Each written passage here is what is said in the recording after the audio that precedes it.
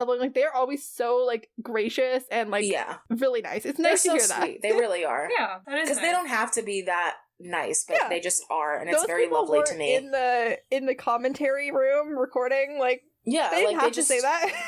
They were just like, hey guys, this person was really awesome, just so you know, if we're talking about people. Yeah. And that makes me happy. Dean is just, like, relieved that Sam looks more or less okay, and Sam, as well as the rest of us, are like, buddy, we're more concerned about you right now. He's trying to get Sam to, like, see him and give an update on their dad. He's like, come on, bro, like, you're literally a psychic, help me out here. My favorite thing, though, is, and you're probably going to get to this right now, is when the doctor comes in and tells Sam that his dad is awake, and Sam does not move. Yeah, Sam's like, fine. Sam just stays there, and he's like, okay, but, like, what about my brother, though? Like, yeah, whatever. Brother, though. I literally have in my notes, Sam doesn't even flinch. He's like, oh, John, whatever. Is my brother gonna be okay or not? My awakened, traumatized father can wait. It's fine. Literally. Like, John's awake, even less reason. He's got trauma already, so. Oh, yeah. Yeah. Also, I don't care. Fuck John Winchester. Yeah. Dean's basically, like, suffering from blood loss because he was already bleeding out before this. His liver and kidneys are bruised. Oh, his poor liver. And a head trauma. But the poor liver. The main problem is the head trauma. Dean's got, like, a fluid buildup in his brain, and the doctor's like, we won't know his full condition until he wakes up, and, like, that's fair, but also, like, I've watched Grey's Anatomy for, like, literally years. If the man needs to, like, relieve the pressure in his brain, can we not do a craniotomy? Call, like, McDreamy. This is the hospital, is it not? Where is Patrick Dempsey when you need his ass? Come literally. on. Unfortunately, this is our only expertise on the medical world. Does Jeffrey Dean Morgan not have Patrick Dempsey on speed dial? Like, oh gosh. Please don't do that, guys. Sam hears the doctor use the phrase, if Dean wakes up, and both Sam and Dean are like, Dean is going to wake up.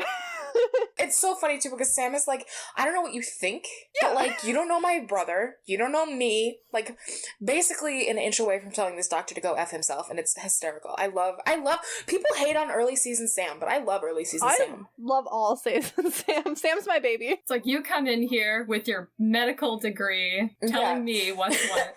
You come in here with your expensive piece of paper, telling me about my life. And your experience. But, like, the doctor's response is even better, because the doctor's like, oh, I guess I kind of buried the lead. Honestly, I'm surprised that Dean Winchester isn't dead already. Manage your expectations, bro. That doesn't he actually say that too? Like, manage your expectations? That's so funny to me. And then we do have to deal with John. Like, John is still alive, and we do have to go talk to him. I literally, the audible sigh is just, immediately John is, like, barking orders. Oh, I'm like, the worst. bitch, fuck you. He does a really great job pretending to care about Dean for about 5 minutes before he asks Sam where the cult is. And one thing that happened while I was watching this episode, too, was he mentioned Bobby, and they were like, meet up with Bobby, and I'm on season 12, okay? And no spoilers, but I haven't seen Bobby in a hot second, okay? So I was like, oh, Bobby. I think twice in my notes I just wrote Bobby in all capital letters, because I just miss him. That is the proper way to refer to Bobby. Bobby! You put some respect on that name. John's fake ID is Elroy McGillicuddy, and that's an I Love Lucy reference, apparently. Nice. Which would have been on when John was, like, a little kid. That's so funny. I think John, like, was alive for the last, like, 3 or 4 years that I Love Lucy was on, and he probably grew up, like, with the reruns and everything. Yeah. And, you know, John did not have a great childhood himself either, so, like... I'm sure he also watched a lot of TV. It actually does make Sam laugh a little bit, which is kind of nice. Sam steps just flawlessly into Dean's role of emotionally supporting their adult father. He's like, no, don't worry about it. The doctor didn't say anything about Dean's condition. But if they did, you know, say that there was absolutely nothing they could do, you know, if that happened, I'll just fix everything myself. Don't even worry about it. I'll just fix it. Yeah. It's okay, Dad. Dean has plot armor. Dean has plot armor. Jesus. It's not untrue. It hurts though. Oh my but you God, don't, so Dad, funny. so... Sam then uses the exact turn of phrase, I'll just find a hoodoo priest to lay some mojo on him, that Dean had just used like 5 seconds ago, even though Sam can't hear or see Dean. Yeah. They're so in sync, it hurts. It's like, this happened in the Benders in season 1 also, where Sam just like naturally copied phrases, especially when they're apart. This, I mean, it could be that Sam is like kind of like sensing Dean a bit, but honestly, I prefer the idea that they're just so similar. Yeah, like Sam just grew up with this little like Dean voice in his head that is his like moral compass inner monologue. Yes, it's like when you're around people a lot and they like you start to like pick up on each other's phrases. It's exactly like that. Yeah. Where it's like, oh yeah, we've created our own accent. Yeah, like when Sam is like thinking like, should I do this or not? Should I not do this? Like it's Dean's voice that tells him whether he should or should not. John's like, yeah, we could definitely do that. It's not going to be easy. And Sam's like, I did it before. No thanks to you. And I'll do it again. Fucking watch me. Yeah, Sam literally is like, I don't know why you're like, because it's so fucking piss annoying too, because John literally is just like, I mean, like, does not care. And it's like, because you know that like later in the episode he has this plan, but like it's so hard to pinpoint when exactly he picks up this plan. Yeah, when he actually starts to give a shit. Because it's like, you don't know. And and even now, he's sitting here, like, even as he is like, I care about Dean, he's like barking orders at Sam and being like, you go get the Colt and you're gonna go to Bobby and you're gonna figure out all this shit and you're gonna do all this stuff. And Sam, I feel like it was almost out of character for him to be like, okay, literally. And to leave Dean. Like, it felt a little out of character, but I get that it needed to happen for the plot. But like, I was like, this just does not feel like Sam. I feel like Sam, like, because like the thing with John is he's isolated them for like their entire lives from every other hunter. So I feel like Sam's like, I know that we need to be calling for help, but also two of John's friends died in the previous episode. Oh, okay. John's list of friends is running really low, and the list of friends that Sam would know John shouldn't have any friends, okay? John shouldn't. He doesn't have friends. He has known associates. I'm not saying Caleb and Pastor Jim deserve to die, but I'm just saying if you can stay friends with John for 20 years, you're doing something wrong. Yeah, that's true. But like they're both like recently dead. So like the list of people that Sam would be able to call is like really low. He already called Bobby, so Yeah. But Bobby's there, you know? Yeah. I get emotional talking about how much I love Bobby Singer. Oh, God. It's okay. This is a safe place. But I feel like that's part of the reason why Sam's like, okay, I'm gonna go and like meet Bobby and do what you want, because he's like, I don't have anyone else. Like, I'm out of He doesn't have anything else to do. do. That's true. Even if Sam hates listening to his father, which valid, but even if Sam hates listening to his father, like, he was given a task and like he feels so helpless and it's like there's nothing he can do. This is a task that he can do. Also, he gets to see his real dad, which cut to that. Yes. Yes, literally. Segueing. Actually, no, there's one more thing I want to talk about before we talk about Bobby. Oh, my bad. Sorry, continue. John's like, where's the Colt? And Sam's like, I'm not an idiot. Like, do I look like I'm stupid? Like, I put it in the trunk of the car. Bobby's already on his way to come pick up the car. And I guarantee that Sam called Bobby when he woke up, like either before, like while he was waiting to be allowed to see Dean, or like in between seeing Dean and seeing John. Bobby is their dad, and like that's what you do when you get in a car crash. You call your dad. That's actually so real. We should have been able to see that conversation though. I would have loved, me too. So much of like even the one scene that Bobby is in this episode, you see such like forgive me for the strange word usage, but you see almost like a beautiful contrast between John's mannerisms and behavior towards Sam and Dean versus like how Bobby talks to even just Sam in that one scene. So it's like I almost wish we could have seen that conversation. I think that because Bobby was still a relatively new character, they probably hadn't completely developed like the fatherly relationship between him and the boys, and they just didn't think to put the conversation in there. That's true. Yeah, that's probably it.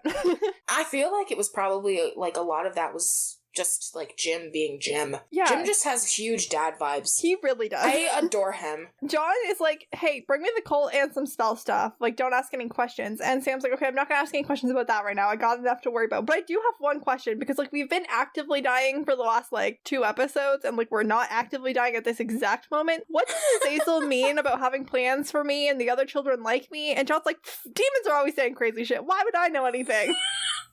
John just blatantly lies. And I love that Dean calls him on it too. Even if Dean can't hear it, Dean's like, you definitely know something, you motherfucker. Yeah, Dean's like, I'm not suspicious at all, John. Dean's like, well, that's some bullshit. Yeah. And I'm sitting here like, does John really want the Colt because of the demon, or is he thinking about shooting his own son? I mean, he ends up giving the Colt away at the end of the episode. Yeah. So, I don't know. Because I was going to say maybe he would give it to Dean if that was the case. But, like, at this moment, is the plan formed? Because, again, we don't know, like, when John formed this plan. I'm like, has John already managed to form this plan since the time he woke up? He woke up, like, 10 minutes ago, and Sam is in there. Well, Sam had to listen to the doctor talk about Dean for a couple minutes first, because he doesn't care about John, which vibes. Did John formulate this whole plan, or is John like, I need the Colt just in case, you know, something horrible happens, or is John, like, already got this plan going, Or is John being like, maybe I'm gonna shoot Sam just in case Dean doesn't make it? Yeah. Let's just move on to Bobby. Bobby's way better. Bobby's way better. I could talk about Bobby for hours, so you're gonna have to cut me off at some point. I love Bobby. Baby is like totaled, and Bobby's like, do I really gotta tow this? Bobby's like, is it even worth it? But then there's that one line that Sam has where he's like, if there's only one working part, that's enough. And then he gets all like emotional, and there's that 1 second, like with that split dad second where Bobby just fucking gets it. And Bobby he's like, knows. Okay, like whatever Sam needs, that's what we're gonna do. If towing this completely total bullshit car is what Sam needs right now, that is what I'm going to do because I am their dad. I love Bobby Singer. I do too. Sam is like going through the car to like get all this stuff that they need, like their like remaining possessions, and he accidentally rips the entire cover off the back of his precious laptop, and it actually breaks my heart because he's so concerned about Dean and like Dean having the car. He doesn't like take a minute to like it doesn't even faze him. Yeah, like his computer is like one possession that he cares about. Yeah, it's like I would die. Yeah, me too. I would cry. It's so expensive too. Like, I mean, I know they launder money, but like, it's Sam's only real possession that's like specifically Sam's. Yeah. Aside from like his clothes, because his clothes don't fit anyone else. But apparently, prop master Chris Cooper just like yeeted a laptop off the roof of the studio. Amazing job. How do you get into that line of work? That sounds like really my dream. Cathartic. If there's like a job where I can just throw shit off of roofs to make damaged props all day, if someone would give me a pile of things to throw and pay me for my time, I would do that. Yeah. Chucking the laptop off a building just sounds so satisfying. Honestly, and to know that you're doing it for like a greater good, like this gremlin ass show, it would be so great. Literally. I love it. You're contributing something nice to a dumpster fire.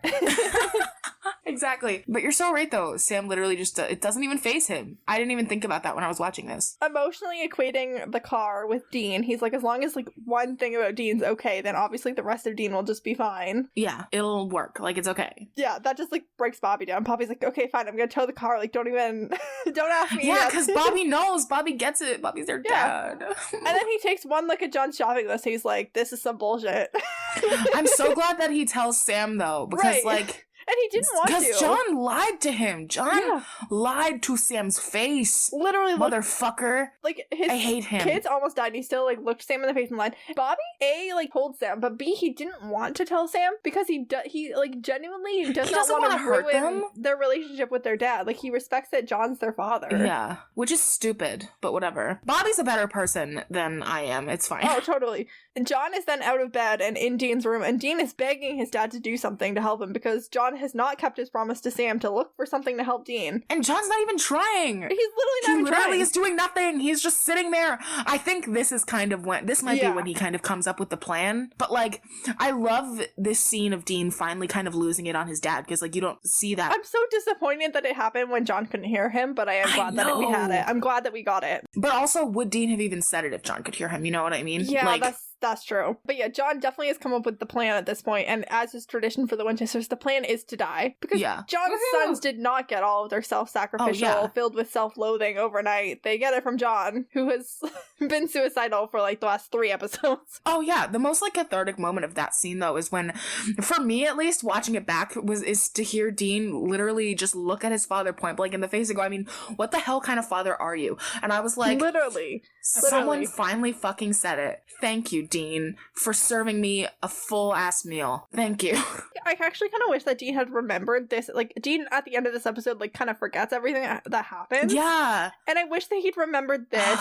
You're so right. In episode 2, like, we're going to talk about, like, how the Winchesters, like, cope with the aftermath of this episode. Like, this scene becomes really important because we're getting a lot of, like, what Dean's feeling. Dean's like, I've done everything you've ever asked of me, and, like, you're just letting me die. Like, you're not even doing or saying anything. Like, you're not gonna say anything? Yeah. Well, fuck you, John, like, honestly. Okay, like, maybe there's nothing you can do, but at least tell me, like you care that I'm dying instead of just sitting there. Like, but Dean, my toxic masculinity. Dean then, like, hears and sees something, so he, like, goes exploring and sees some kind of, like, ghost-like figure, and he comes across this nurse, like, dying on the floor. And again, Jared was like, this poor girl was, like, doing the damn thing, and Jensen literally said, oh yeah, I wanted to give her a hug and a bottle of water after every take, and I hope that she took one at the end of the day and that she's doing okay. That's so nice. She did amazing. Except that I know for a fact that she is, because in addition to a 12-episode run on iZombie, Carrie Ann Fleming returned to Supernatural twice as Bobby Singer's wife, Karen. So this girl did fine. Oh my gosh, I knew I recognized that name. She went amazing. From just dying on the floor to being Karen, one of the most, like, emotionally invoking, like, 2-episode characters. I literally can't believe I didn't pick up on that. That's insane. I don't know. I just decided to look her up and I was like, oh my god. That's awesome. I hope that she took the hug from Jensen, though, because I would, like, literally die. I know. Gives good hugs. She literally just has to, like, die. She had to die, like, 100 times. Like, and then, like,